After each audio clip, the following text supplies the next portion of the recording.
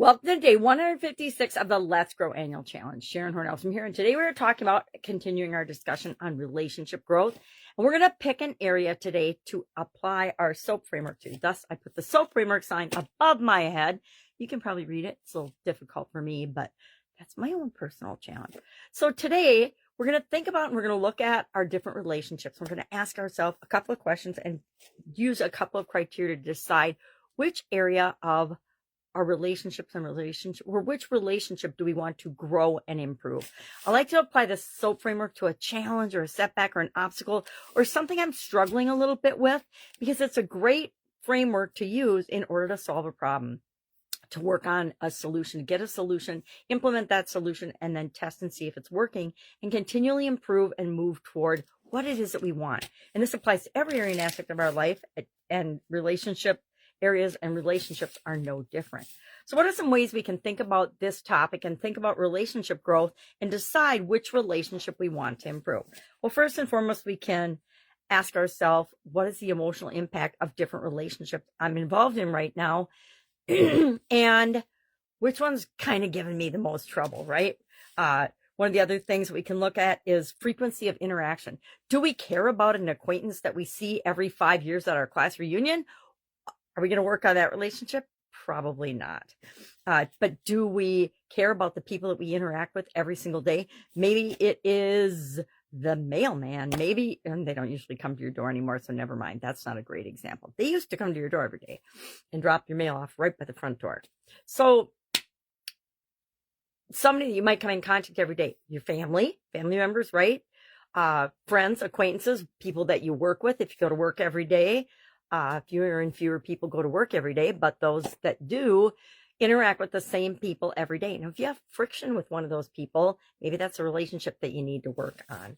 That is, I gotta look at my notes here.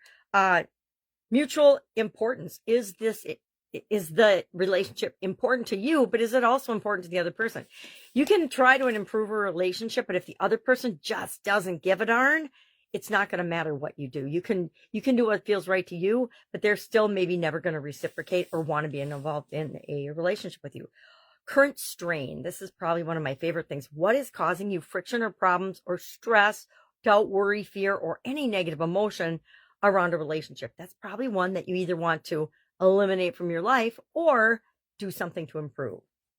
Sometimes all we have to do to improve a relationship is change the way we're looking at it, our expectations, or what our perspective and perception is of the relationship. Maybe we're giving it more significance than it has to the other person, the whole mutual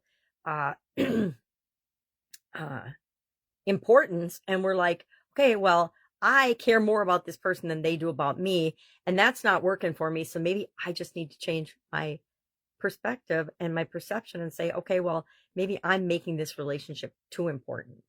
And then finally, personal goal. Is it a goal for you to improve this relationship because it's going to get you results in other areas? If it's not, why would you spend your time and energy forcing something that maybe isn't meant to be or shouldn't be or isn't right for you? A lot of times in relationships, and especially in relationships, because we feel so personally and strongly and so much emotion around them, we try to make things work that are not in our best interest. I have lots of experience in this area in my marriage. I married the wrong person and kind of knew it in the beginning, but I did it anyway for a lot of personal reasons, and I thought I was doing the right thing. And then, you get in this denial where you think you can actually get the person to change and not be the way they are, but you can't, right? People have to choose what they want, and we definitely had different core values and certain things that were really important. And to me, obviously not important to that person because they're not their same core values. But what I call, line in the sand showstoppers, you're not going to go beyond what's right for you. And at some point, you reach that threshold and you're like, nope, I'm done. And that's what we have to think about here. So pick a relationship. It can be the relationship with yourself. One of the most powerful things I found that I do sometimes and on a regular basis now, but I didn't when I was younger, is spend some time reflecting on and working on and improving my relationship with myself.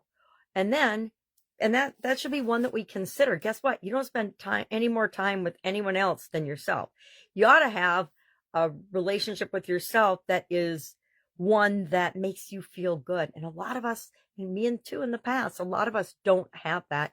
And so that's something we can continually work on. So if you don't know who to do or what relationship to soap up, I can probably say with very high certainty that you're always going to benefit by soaping up the relationship that you have with yourself. I haven't thought what I'm going to do yet today. I'm going to think about it today as I go about my day and my interactions and my relationships and decide which relationship I'm going to soap. I'm not sure which one's giving me the most friction or stress. Probably the relationship with myself always is. Any questions, hit me up in guide 2 of the Let's Grow Annual Challenge private Facebook group page. Of course, there is Jeff's story. I put Jeff's story in there about how to pick the relationship that he is going to soap. I think he picked a work one. I can't remember, but you can read that and find out to give you some inspiration and ideas on what you might want to choose. In my past, there's been a lot of relationships that, with hindsight, I wish I would have done and handled differently, but that's how we learn, right? That's how we learn and grow. And that's why we do something every day to grow. All right, that's it. Have an awesome day. If I can help you in any way, ask. Otherwise, I'll be with you tomorrow. Pick a relationship because we're going to begin soaping it up tomorrow.